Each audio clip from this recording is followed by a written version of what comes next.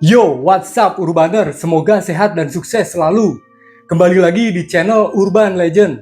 Masih bersama saya Mang Oboy yang pada kesempatan kali ini akan menceritakan kisah cinta terlarang antara Ken Arok dan Ken Dedes yang mengawali sejarah kerajaan Singasari. Bagaimana kisahnya? Langsung saja kita simak. Cekidot.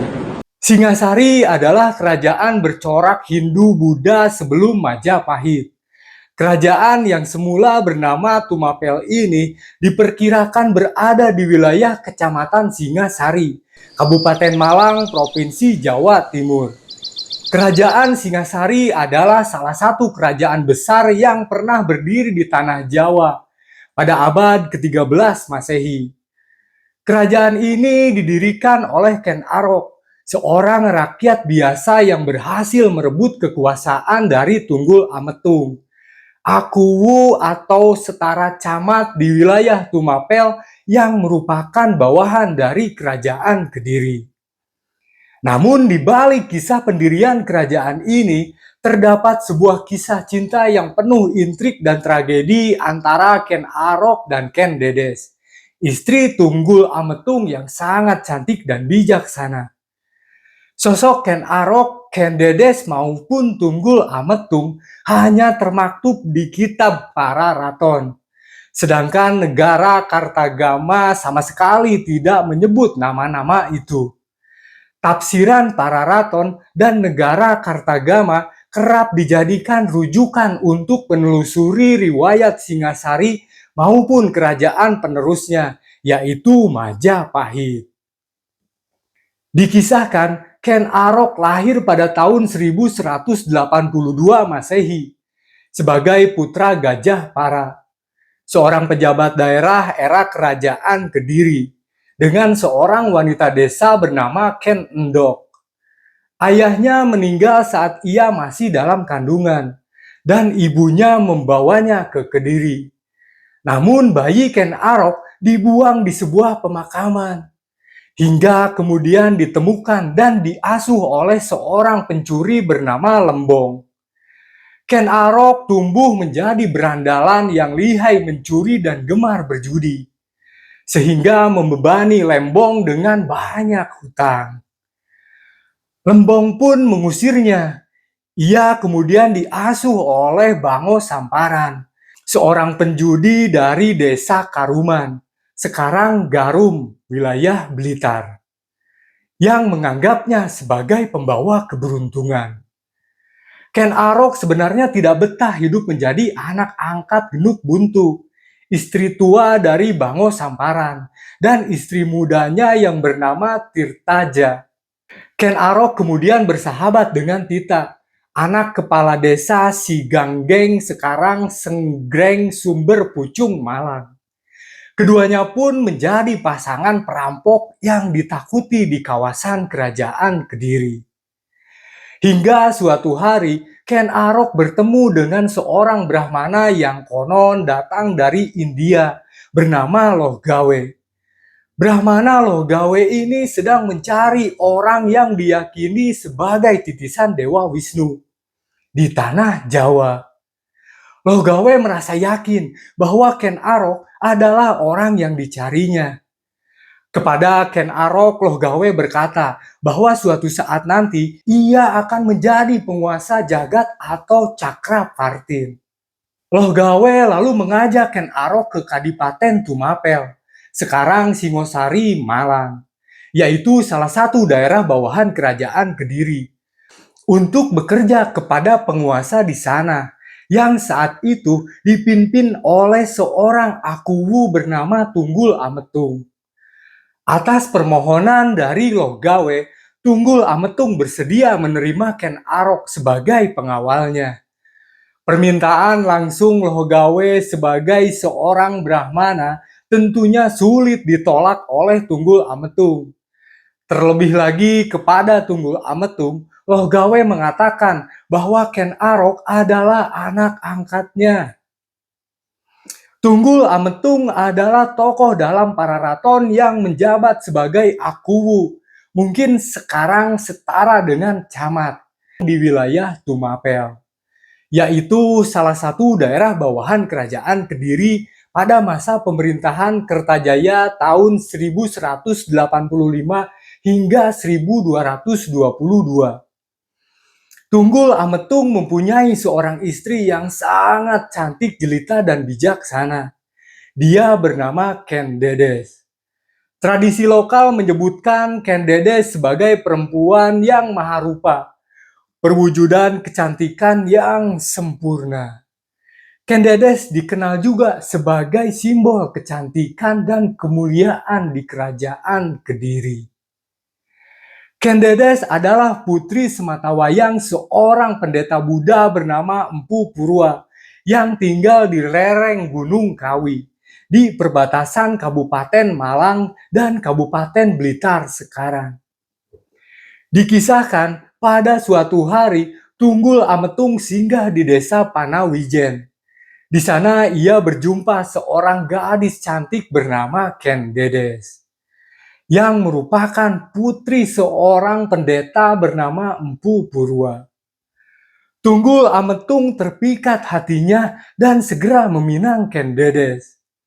Gadis itu memintanya supaya menunggu kedatangan Empu Purwa yang saat itu sedang berada di dalam hutan.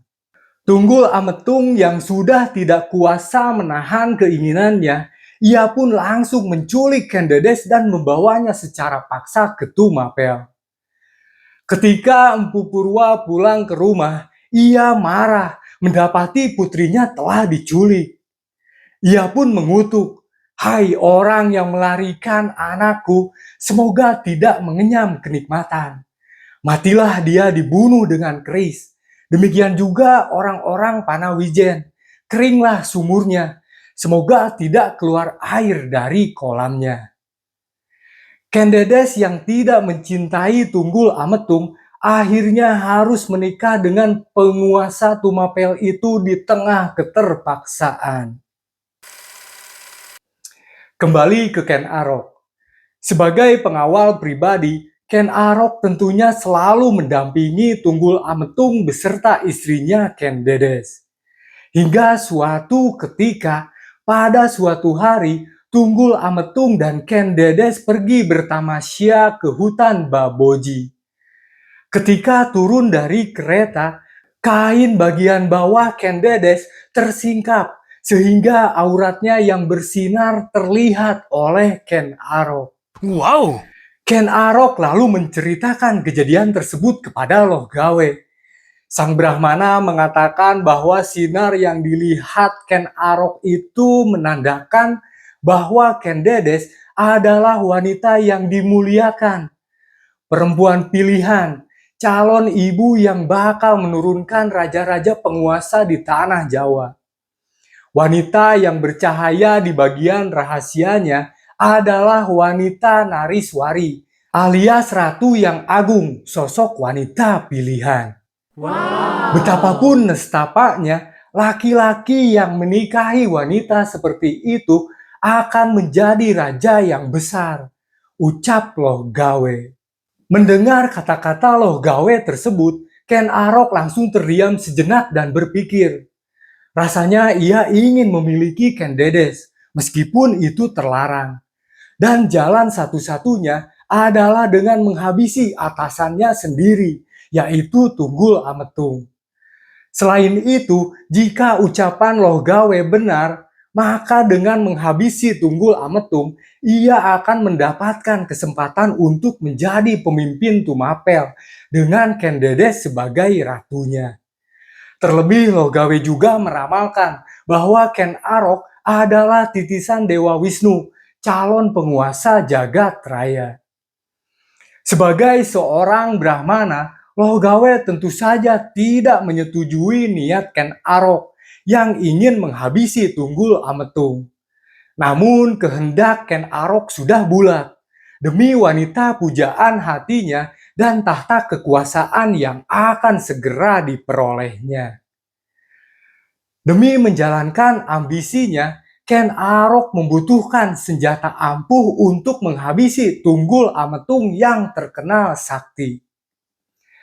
Ayah angkat Ken Arok yang bernama Bango Samparan kemudian memperkenalkan Ken Arok pada sahabatnya yang bernama Empu Gandring dari desa Lulumbang, sekarang Plumbangan, Doko, Blitar, yaitu seorang ahli pembuat pusaka ampuh. Atas permintaan Ken Arok, Empu Gandring sanggup membuatkan senjata, yaitu sebilah keris pusaka dalam waktu 1 tahun.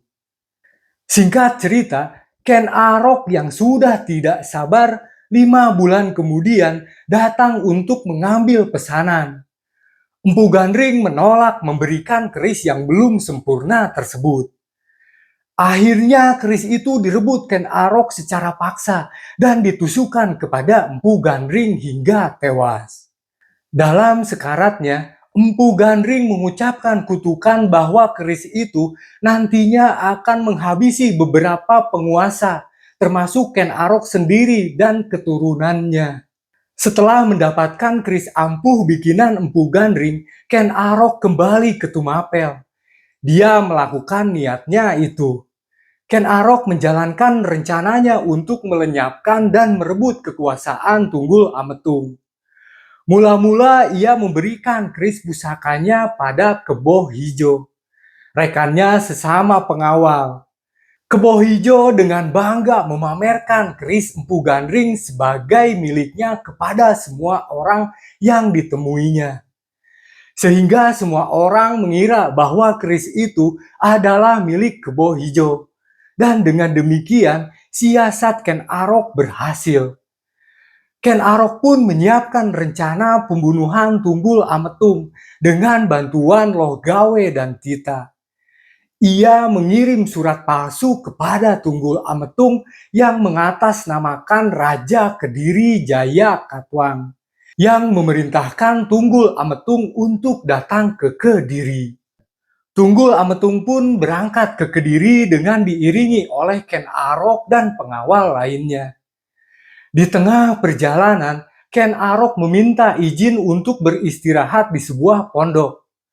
Malam berikutnya, Ken Arok mencuri keris pusaka itu dari tangan Kebo Hijo yang sedang mabuk arak. Ia lalu menyusup ke kamar tidur Tunggul Ametung dan menghabisi majikannya itu di atas ranjang. Ken Dedes menjadi saksi pembunuhan suaminya. Tetapi ia pun mendukung rencana pembunuhan itu. Karena Ken Dedes menikah dengan Tunggul Ametung dilandasi rasa keterpaksaan. Ken Arok terhindar dari dugaan bahwa ia sebagai pelaku pembunuhan tersebut. Dengan cerdik atau licik, Ken Arok mengarahkan kesalahan tersebut kepada sahabatnya sendiri yang merupakan abdi setia Tunggul Ametung, yaitu Kebo Hijo atau Kebo Ijo. Kebo Hijo menjadi tersangka utama pembunuhan Tunggul Ametung karena sempat memamerkan keris Empu Gandring sebelum terjadinya peristiwa itu. Ini sebenarnya merupakan siasat Ken Arok yang sebelumnya memang memberikan keris ampuh tersebut kepada Kebo Hijo. Kebo Hijo yang merasa ditipu oleh Ken Arok karena tidak mendapatkan Ken Dedes mencoba untuk menghabisi Ken Arok dengan keris Empu Gandring yang belum selesai dibuat oleh Empu Gandring. Namun upaya Kebo Hijo gagal karena Ken Arok berhasil menghindari serangan keris tersebut. Ken Arok pun menghabisi Kebo Hijo dengan keris Empu Gandring.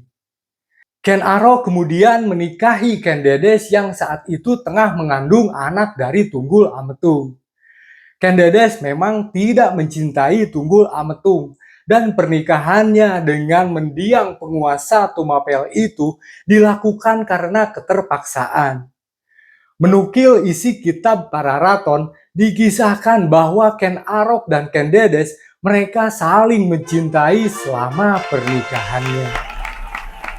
Dikutip dari Perempuan Jawa, Ken Arok dan Ken Dedes dikaruniai 4 orang anak, yaitu Mahesa Wong Ateleng, Avanji Saprang, Agni Baya, serta Dewi Rimbu. Selain Ken Dedes, Ken Arok juga beristrikan Ken Umang. Perkawinan ini dikaruniai 3 orang putra dan 1 orang putri, yang masing-masing bernama Panji Tohjaya, Panji Sudatu, Tuan Nuregola, serta Dewi Rambi. Sedangkan dari perkawinan pertama dengan Tunggul Ametung, Ken Dedes dikaruniai seorang putra bernama Anuspati. Awal sejarah Kerajaan Singasari. Setelah menghabisi Tunggul Ametung dan menikahi Ken Dedes, Ken Arok pun segera mendeklarasikan berdirinya Kerajaan Tumapel pada tahun itu juga, yaitu 1222 Masehi. Dan menyandang gelar Sri Raja Batara Sang Amurwa Bumi. Selain itu, Ken Arok juga berambisi untuk memerdekakan Tumapel dari pengaruh kerajaan Kediri. Dan terjadilah Perang Ganter antara Tumapel di bawah pimpinan Ken Arok melawan kerajaan Kediri yang kala itu dipimpin oleh Raja Kertajaya. Pertempuran sengit tersebut akhirnya dimenangkan oleh Tumapel, yang membuat wilayah kekuasaan Ken Arok bertambah luas setelah kerajaan Kediri runtuh. Kerajaan Tumapel pada akhirnya lebih dikenal dengan nama Kerajaan Singasari, sesuai dengan nama pusat pemerintahannya. Para raton menyatakan bahwa masa pemerintahan Ken Arok sebagai penguasa Tumapel alias Singasari, sekaligus yang mengawali Wangsa Rajasa berlangsung lama, yakni dari tahun 1222 hingga 1247 Masehi. Kematian Ken Arok. Setelah Mahisa Wong Ateleng beranjak dewasa, Ken Arok mengangkat Mahisa Wong Ateleng sebagai penguasa Kediri. Hal ini tentunya menyebabkan Anuspati merasa heran pada sikap Ken Arok yang seolah menganaktirikan dirinya. Padahal ia merasa sebagai putra tertua Ken Arok. Pada tahun 1247, setelah mendesak ibunya yaitu Ken Dedes, akhirnya Anuspati mengetahui kalau dirinya memang anak tiri. Bahkan ia juga mengetahui kalau ayah kandungnya, yaitu Tunggul Ametung, telah Mateo dihabisi oleh Ken Arok. Setelah Anuspati berhasil mendapatkan keris Empu Gandring yang selama ini disimpan Ken Dedes, ia kemudian menyuruh pembantunya yang berasal dari desa Batil untuk menghabisi Ken Arok. Ken Arok tewas ditusuk dari belakang saat sedang makan. Ken Arok pun akhirnya Mateo di tempat tersebut. Kemudian Anuspati ganti menghabisi pembantunya itu untuk menghilangkan jejak dan mengangkat dirinya menjadi Raja Tumapel menggantikan Ken Arok. Tahun kelahiran dan kematian Ken Dedes tidak tercatat dalam naskah dan prasasti manapun. Menurut para raton, Tohjaya nantinya membalaskan dendam Ken Arok dengan menghabisi Anuspati, juga dengan keris Empu Gandring. Keris Empu Gandring ternyata memiliki kutukan yang menyebabkan siapapun yang menghabisi nyawa seseorang dengan keris tersebut akan dihabisi kembali oleh keris tersebut. Selanjutnya Tohjaya bertahta sebagai penguasa kerajaan Singasari. Peristiwa kematian Ken Arok dalam naskah para raton terjadi pada tahun 1247 Masehi. Adanya peristiwa pembunuhan terhadap Sri Rajasa dalam para raton diperkuat oleh prasasti Mula Malurung pada tahun 1255. Disebutkan dalam prasasti itu, nama pendiri kerajaan Tumapel adalah Batara Siwa yang meninggal di atas tahta Kencana. Berita dalam prasasti ini menunjukkan kalau kematian Sri Rajasa memang tidak sewajarnya. Dalam kisah kematian Ken Arok, dapat ditarik kesimpulan kalau Ken Dedes merupakan saksi mata pembunuhan Tunggul Ametung. Anehnya, ia justru rela dinikahi oleh pembunuh suaminya itu. Hal ini membuktikan kalau antara Ken Dedes dan Ken Arok sesungguhnya saling mencintai. Sehingga ia pun mendukung rencana pembunuhan Tunggul Ametung. Perlu diingat pula kalau perkawinan Ken Dedes dengan Tunggul Ametung dilandasi rasa keterpaksaan. Pararaton adalah salah satu heritage yang membuktikan kekayaan hasanah budaya leluhur yang perlu dilestarikan. Benar atau salah, ia merupakan mahakarya susastra agung buah pikiran cendekia pada masanya. Oke, jadi begitu Urbaner, kisah cinta Ken Dedes dan Ken Arok. Dari cerita ini kita bisa belajar mengambil sisi positifnya dan buang jauh-jauh sisi negatifnya.